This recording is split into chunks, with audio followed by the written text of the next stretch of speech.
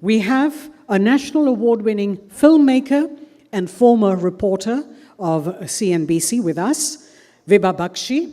She has produced several hard-hitting and thought-provoking films on topics like climate change and terror and violence against women for the US networks. So her latest film, Daughters of Mother India, which turns the spotlight on the burning issue of rape in the country, won the National Film Award from the President of India, the highest honor in Indian films.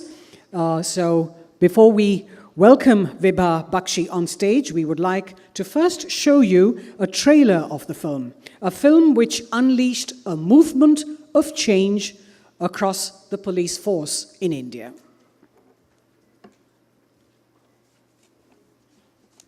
How can an ordinary bus ride home go so horribly wrong?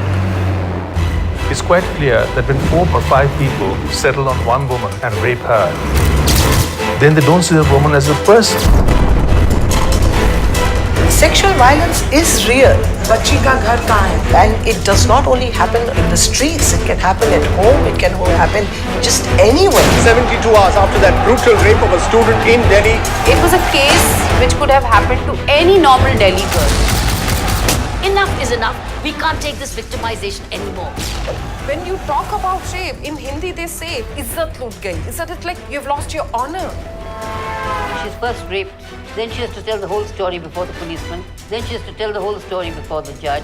She's raped over and over again in a way. Crime against women has traditionally received low priority amongst the police and unfortunately in the judiciary as well. I am searching for answers to so many questions. जो इतने छोटे छोटे बच्चों के साथ इस तरह की जो घटनाएं हो रही हैं, वो ये हमारी पाशविकता को ही दिखा रहा है कि हम समाज में मानव कहलाने के लायक नहीं। The same Delhi, same people, but now the cases are more. What does it mean?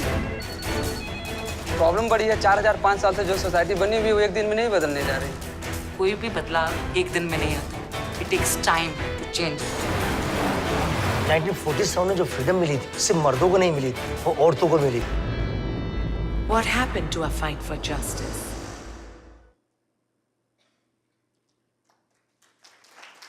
Please welcome Vibha Bakshi.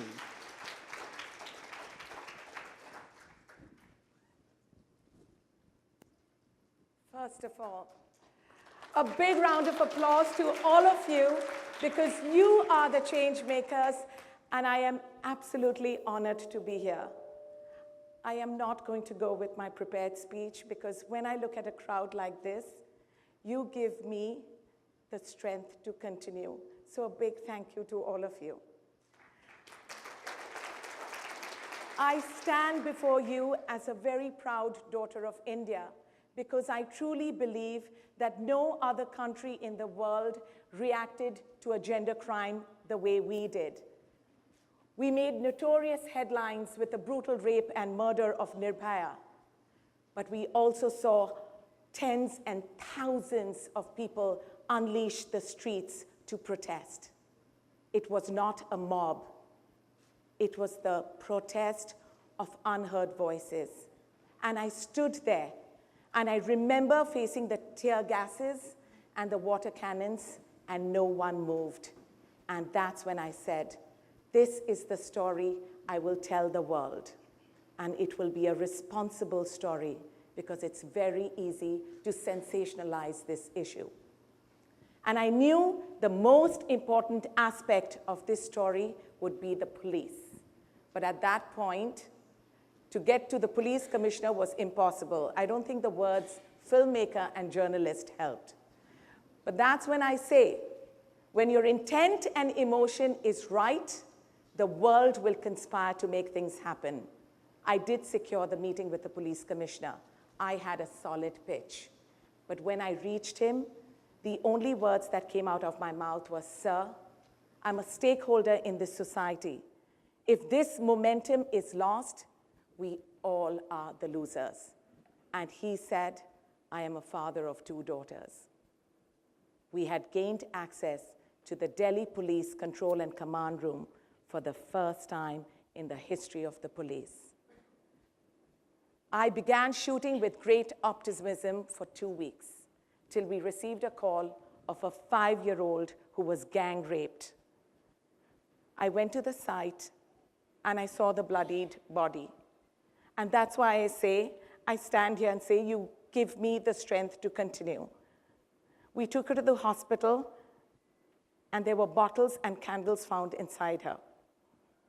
And I called up my husband and I said, I am clearly not the one to tell the story. I am not brave enough.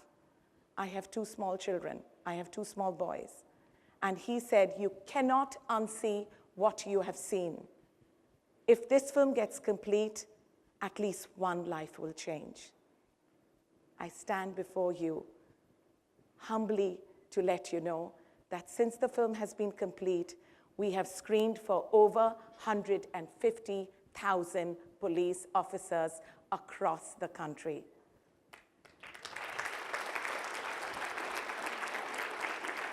My biggest critics have embraced the film, and they've embraced it because we portrayed them as human beings, just like you and me who are fighting our demons of biases. They are no different. We are in 200 schools as part of the curriculum. That's when we realized that we need to go deeper into smaller towns and villages. And that's when we approached people like you, people with power, people with a network.